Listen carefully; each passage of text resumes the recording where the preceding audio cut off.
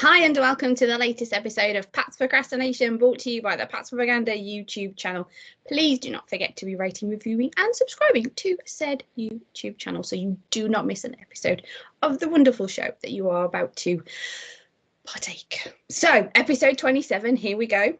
There you have it, you lovely lot. The 2024 NFL draft has come to a close. There were some highs and some lows, and how will it all work out? Nobody knows. But welcome in my co-host Chudders, myself, Clazzy Clare. We bring you the draft math. We're going to talk about who was taken, how we feel, how we don't feel, maybe. Who knows? We'll argue nonetheless. So here it is. Chudders, how are things with you? Good, thank you. Good, thank you. A very good week, I think, in Patriots land, as I'm sure we'll get into now. Are you a happy bunny, Claire? I don't know how I feel about everything bunny, but yes, reasonably, yes. There's a lot we're still going to see. There's still so much that we don't know. I'm just happy that it's all over. It was starting to become exhausting, but I do want to throw in, just before we talk about the draft and how you feel about all the picks, because I know we have only got so much time on this Wednesday morning that we are. Just a few pieces to touch upon, because Christian Barmore, defensive tackle, signed a 4-year deal. So thumbs up from me. Not sure about you. Probably a thumbs up from you as well. They released Connor McDermott. So that was an interesting thing, because I know the O-line is very, it still feels in flux. I know we're going to touch upon that later because of who they did take in the draft. Just sort of solidifies that they're sort of, do they know what they're doing? Maybe they do. Maybe that's why they got rid of him. So that's another sort of just a bit of information. Also, quick question, very sort of slide draft adjacent, this question is for you, but as the Patriots only took, I believe they took one cornerback, they took one defensive player in the draft, which is like amazing, but we'll talk about that later. But they took one cornerback in the draft at pick 180, round 6, Marcus Dial. So how does that make you feel about the chances of Stephon Gilmore coming back, the 33-year-old cornerback? Now, let me preface that, folks, before he talks, with, I don't know that he's coming back. Please do not think I am breaking news. I am not. Chudders has been very vocal about he would like that guy back, and I'm not disagreeing, can see why. But I looked at this morning, guy's 33. They did take another one in the draft. As I said, how are we feeling? I think that's still quite a strong possibility. A lot of what I've heard about Marcellus Dial, who I'll openly admit I didn't do a hell of a lot of research before the draft about him, obviously have since, is that there's a chance he could start off outside, but he could end up being more of a free safety in the end with his ball hawking skills, right, which may fit to a future need for the Patriots. We'll have to see how camp goes. There isn't high expectations that he comes straight in as a man corner. It's not an impossibility, but we'll have to see how that plays out. I still think there's a very good chance they could go and get Gilmore. I think it's, providing Gilmore's open to coming back to New England, which I'd like to think he is, but you never know with people who have left whether they actually do want to come back or not. I think it could work well as a mentor role. He's high quality. You'd have a 1-2 then a Gilmore Gonzo, which I think would be among the best in the league. And I think it could work. The other element that sort of plays into it, yes, they've extended Barmore, but the whole splash the cash, this isn't like this weekend with the draft. The Patriots have gone out and, for example, traded for T. Higgins, and they're now spending an extra $28 million a year on a receiver. They've still got that cap space. They've not spent a hell of a lot extra this weekend that they could now go and spend that on some areas of need. You'd say cornerback could possibly be one. The other I think they could probably look at now is left tackle, if they can identify someone either through trade or still a free agent that they think they could pay some money if they think there's a starting left tackle. But I'm sure we can get onto that with the draft picks they've taken as well. The one thing, just to make a point when you talk about left tackle, nothing to do with the draft, is they seem quite high. If you listen, obviously we're only listening to press conferences and what they say, not what they do, but they seem quite high on a Okorafor as well. So from what they're saying, the anticipation of looking at more free agency left tackle, as much as I know that we've talked about it and probably want it, I genuinely would be shocked if they went down any left tackle route now from how they have been saying in sort of press conferences, and like we said, what they talked about this particular tackle that they took in the draft that I know we'll talk about in a second. So just my 2 cents on that, but I'd be surprised now. It feels like they're saying they're done for now, kind of thing. To some extent, I'll agree. What I would say is, from the way they've phrased their answers to those questions, because they have been asked in many different times and forms, is that they think they can play left tackle, which I'd agree. There's a chance Caden Wallace and Okorafor can play left tackle, but that's a development. That isn't necessarily a day one bang, we can just plug you in and go. So as a development piece, whether that's one or both of them, they could develop behind what is a starting left tackle. So they develop as swing tackles, or they develop as a left tackle in the wings to start later on, or maybe even full-time next year. They could develop behind someone. So that's not to say that Okorafor and Wallace are not going to play left tackle. We brought in someone else, and so they're now obsolete. But it could be that's a developmental piece for them, and that's their long-term solution. And they bring someone in the short term to start left tackle to protect Drake May or whoever the starting quarterback is. It could go that way, and that's, to be honest, a way I'd probably prefer it to go, because just as there's discussion about Drake May and throwing him straight out there, do you want to do that? Do you want to sit him for 4 weeks? Some people say 2 years. That's obviously too long. I don't think the Patriots are going to do that. But you don't want to throw him straight out to the Wolves. You want to bed him in. The same can be said for the other positions. You want to make sure your receivers are getting the right routes. You want to make sure your tackles are ready to play that position, that you're not throwing them out there to get destroyed, to get their techniques destroyed the first week by a load of good edge rushers, to get your quarterback destroyed by poor left tackle play or not ready, not fully developed tackle play. And so possibly giving them a bit of extra time, a bit of a veteran maybe to work behind, develop behind, could be a route forward. Yeah, I don't disagree. My comment was more, as much as that is good, and as I said, I don't disagree, would probably like that too. I don't expect it now. It's something that it feels like the book's closed, at least for now, at least maybe until training camp, until they see. I mean, one thing that was said, I know that we're going to talk about we keep saying this, we're going to talk about the draft picks in a second, but with regards to Wallace, because I know that you hinted on him, he played right tackle. The thing that I understand from things that I've read is that if Penn State didn't have Fashanu at left tackle, they believe that Wallace would have been that left tackle. Now, obviously, that doesn't show whether or not he would have been a success at left tackle, but they obviously believe enough in him in that position from things like that. And I know Fashanu I think he went in the first round anyway to the Jets. So you're talking about a guy who was the second one up almost. So I don't know. That's why when you said, are you happy? I'm kind of waiting to see how it all comes together, because a lot of these guys, because of how focused I was on everything was all about the quarterback, as we know, it sort of tapered off my draft research on some of the other positions, and a lot of the names that they took were names that I was like, okay, cool. I hope he's good type thing. So yeah, so excuse my ignorance, folks, especially if you know a lot more about these guys than me, but it just feels like I'll judge when I see, really, I think, and that's how I feel about these particular ones. It's probably also worth noting that they obviously took Layden Robinson, who I think has played some tackle, although the thought is that he's really going to stay at guard, which is fine. I don't expect him to come and be starting left tackle. Sorry to interrupt you. Before you do this, do you want me to just list them off so that you can start talking about them? Okay. Do you think that would be worth it? Because you're just doing that anyway. Right. We did have a little bit of form of the show, folks, that he told me to do, and now he's the one that's breaking it. So, it's not my fault.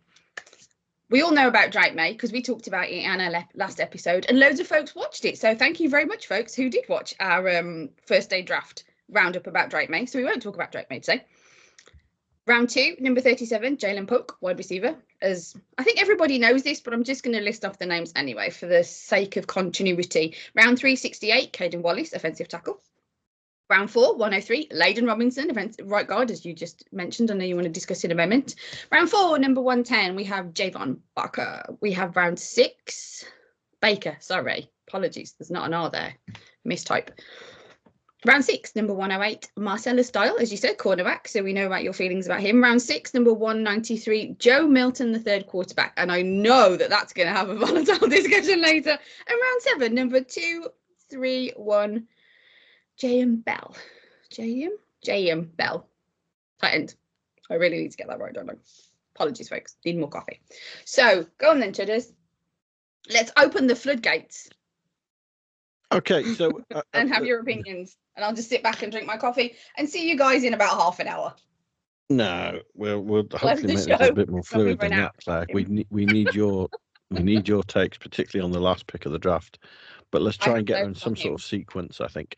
So starting off with receiver Jalen Polk. I think the players they picked, I'm very happy with. I think they've got some great upsides, some great traits. They could have some very good scheme fits. What I'm not totally sold on is their draft day execution, I guess. Let's put it that way. Their operations, their business, because by all accounts, they wanted to move up. They wanted to take a receiver in the back end of the first round, but they didn't want to give up what was needed. They couldn't find that trade partner to do that. I realized it was the Bills, and the Bills took something else to go with the Chiefs instead, which is why you want to weaponize the Chiefs at the moment. I don't know. Go on, push back. You don't necessarily. You can't trade unless there's someone to trade with. Who told you that they didn't offer enough? Was it Elliot Wolf? Yeah, I was chatting with him. I'll shut up then. I'll be quiet then. Okay, cool. I didn't know if you wanted to mash the positions together. So when you talked about Polk, if you wanted to talk about Baker as well. Quite possibly. What I'll touch on is obviously they were due to be picking 34. They then traded back to 37. They didn't pick up any more draft picks. They just moved up from the 5th round to the 4th round, which ended up being the Baker pick, essentially. Mm-hmm. Mm-hmm. And the one name that was on the board was Lad McConkey, who some people like him, some people weren't as keen. I think he's a very good receiver. Now, how Polk and how Baker play out is probably going to be analysed against Lad McConkey. Was that trade worthwhile? Only time will tell. I think Polk is a very good fit for what the Patriots need and for what Drake May needs in terms of a pass catcher, someone who's got a big radius, good hands, good catching in contact. Go on, Claire. I'd like to play with my toys before I judge whether I want other ones. Don't know if that's allowed on a YouTube, but okay.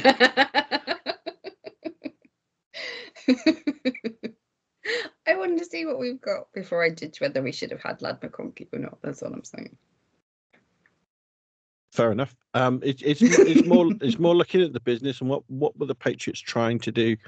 My guess is if they were trying to move into the back end of the first round, that wasn't to take Jalen Polk. So essentially, they've settled for to some extent. Now, where he's at, he might have been maybe they were trying to trade up to take Leggett, for example, and Polk was the number 2, so they got their number 2 by trading back and getting extra pick, and it was good business in the end. But again, only time will tell on that as to whether they were aggressive enough. Again, the same could be said for offensive tackle. Caden Wallace, there's a lot of upside there. Like you say, there's a lot of chat about him moving from right tackle to left tackle, and that is in his bag. He has that developmental piece. But just before that, there was a run of tackles. That was an opportunity potentially to move up and get a left tackle, to get someone with some better traits and better developmental areas already in his bag. Those 2 picks, they're good picks. They could work out beautifully. But there were also opportunities potentially that the Patriots could have traded up and got better players, and they didn't take that opportunity. And when you look at how the rest of the board played out, if they had, for example, traded up and got one of the better tackles and hadn't taken Layden Robinson, I think I'd have been happier with that, to be honest. But we shall see. We shall see in the long run how that goes. Like I said, I like the players they have. They possibly could have just done even slightly better, just to be greedy there, just to be greedy. So to go back then, as you said, looking at the 2 receivers, looking at Baker Polk, I think they've got 2 very good characters as well as players, because I don't know if you heard Javon Baker's press conference, and wow, he's come out with some gems. I hope he can back up the way he talks as well with his play, and it'll be very exciting to watch. What were you saying then? Are you talking about the one when he was in his car? You called it a press conference. Wasn't he in his car? Well, yeah, you said bring your popcorn because I'll make people in Yeah. wheelchairs stand up. I know. I was really hoping He's you got wouldn't quote that on this confidence show, for but still. days. I hope he's going to back that up on the field. I think that if he does, the receiving room can be very exciting this year with Pop Douglas and those two, as well as Bourne and Osborne as well. There's going to be a true fight in the receiver room, especially when you got Riga, who you thought, oh, brilliant, he'll stick around for his returning. Well, maybe he's in for more of a challenge, as well as Smith Schuster, who now Tyquan Thornton, who surely on the outside looking in now. But it's going to be an exciting pre-season, I think. Maybe a couple more trades yet to come as some of those depart. Offensive tackles we touched on, really. He's obviously going to be developed. He could be the starting left tackle. It could be a Corafor. It could be someone who's not yet in the building. We'll just have to see how that plays out. It's an exciting pick. Robinson's an intriguing one. I mean, you threw it out there in the message. Taken another interior lineman. That's the 5th in the last 3 drafts. Mm-hmm. Do they know that Strange is either a long-term absentee or simply he doesn't really have a long-term future in the NFL? And it's some sort of replacement for that, which was what we thought earlier in the season when I can't remember who the player was. Was it? I want to say it was Jordan, Michael Jordan, was it, that they picked up the guard in free agency, and we thought that was a strange move at the time, and they've now picked up another guard. They've got now a lot of linemen. Now, it was obviously a big area of concern last year. It needed improvement. They've now got a lot of mud to throw at the wall and see what sticks in the best formula. So that'll be I think the offensive line is going to be an interesting battle this off season. Go on. One point, looking at the depth chart that as was probably about a month ago now, but I think it was Tyler Kyles that did this. Excellent work by him. All that they have on right guard on this for now is Sidney So. That's it.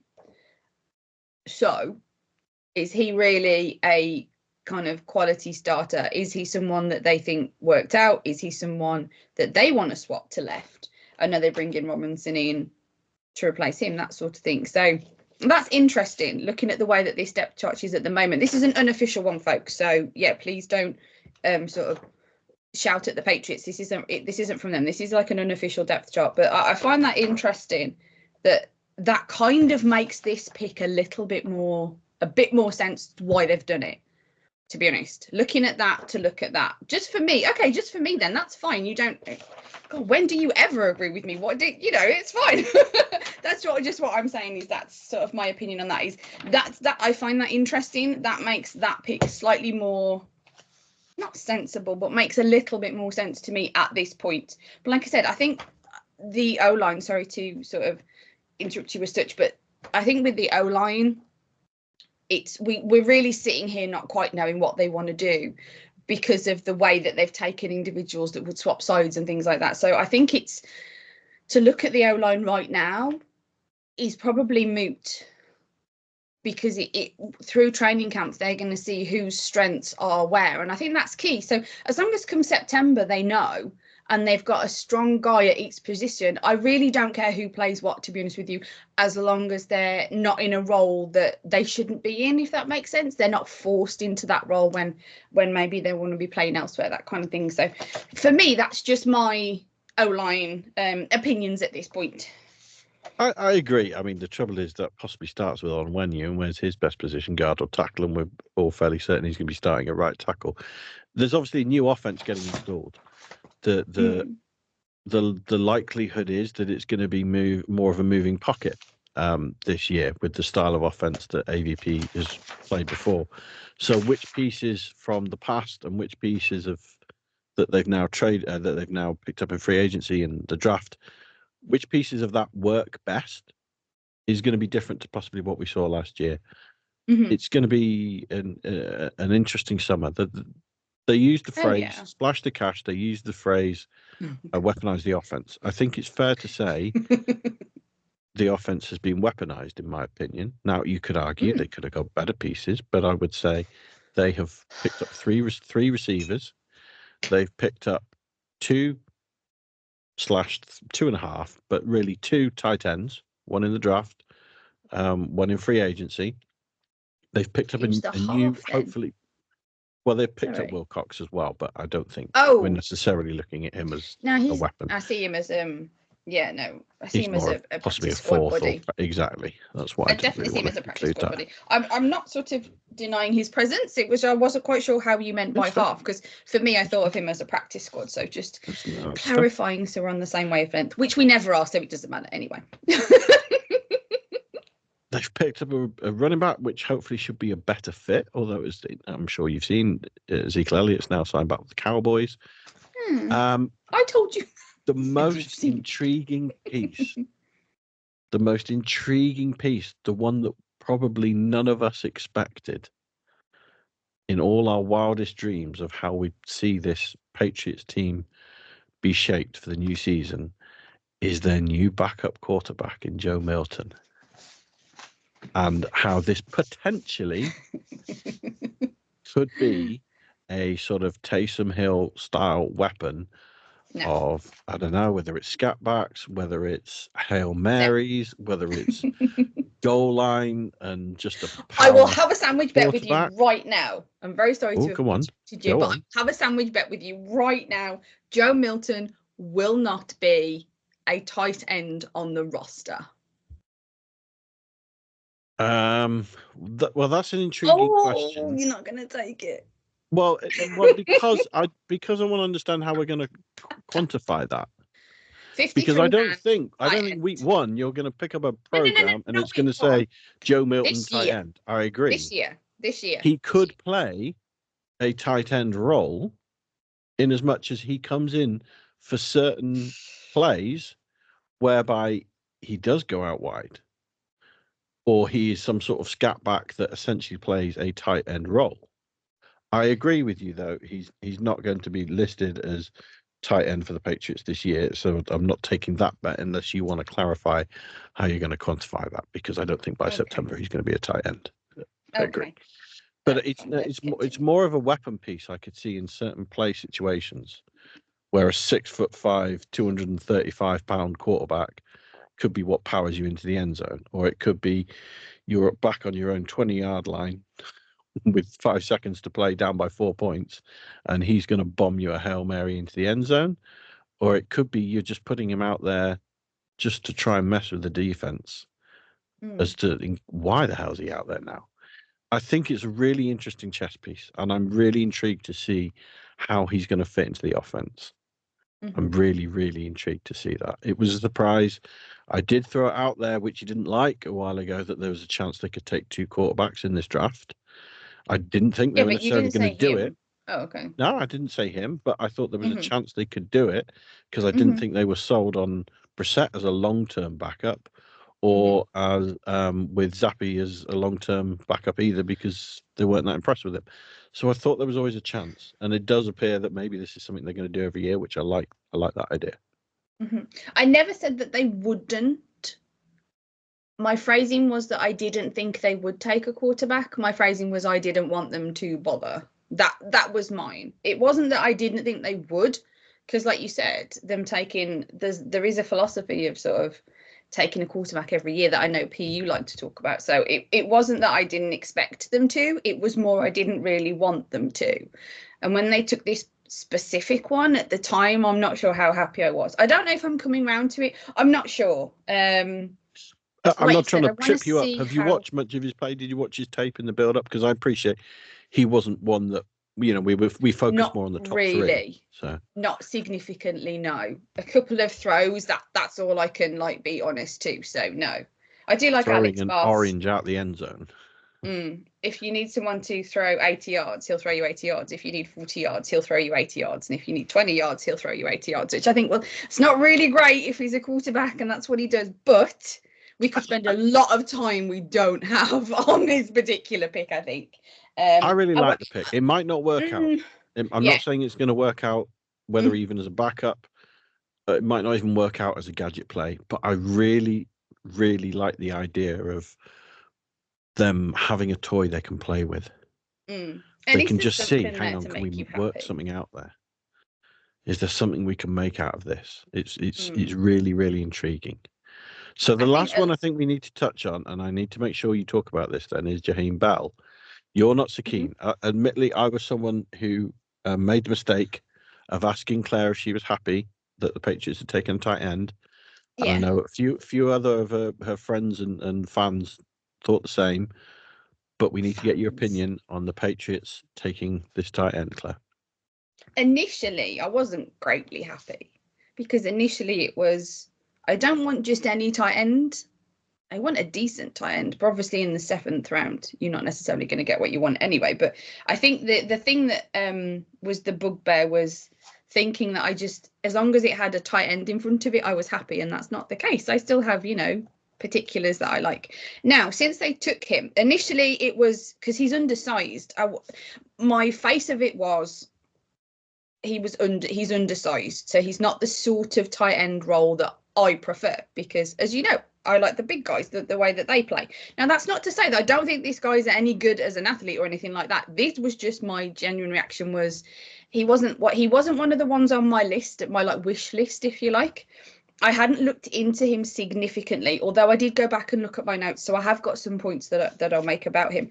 The first reaction was, oh, he's a bit undersized. But when you look into it, he is more of a H-back role. He played running back and wide receiver, as I think I tweeted out on the night, because I think I remembered bits. Now, listening to various people, sorry, I've got loads of notes in front of me and I can't remember them all. So I went back and checked my combine on the night notes, my scrawly little comments and who he was. And then things were coming back to me. I remembered. I checked my notes. He wasn't great at blocking, but his routes that he ran were really good.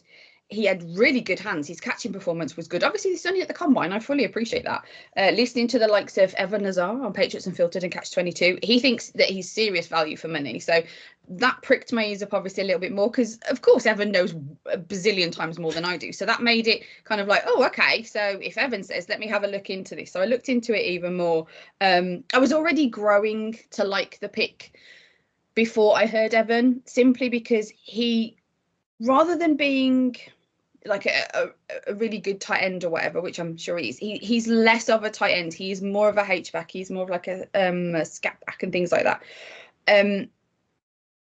It's a piece they don't actually have. It's the kind of tight end that they don't actually have, or it's the kind of player that they don't actually have. And so if he works out, they've got this little, as you like to say, gadget player, I suppose, which interested me even more. So I looked at, see, I've got loads of notes that I'm trying to read here.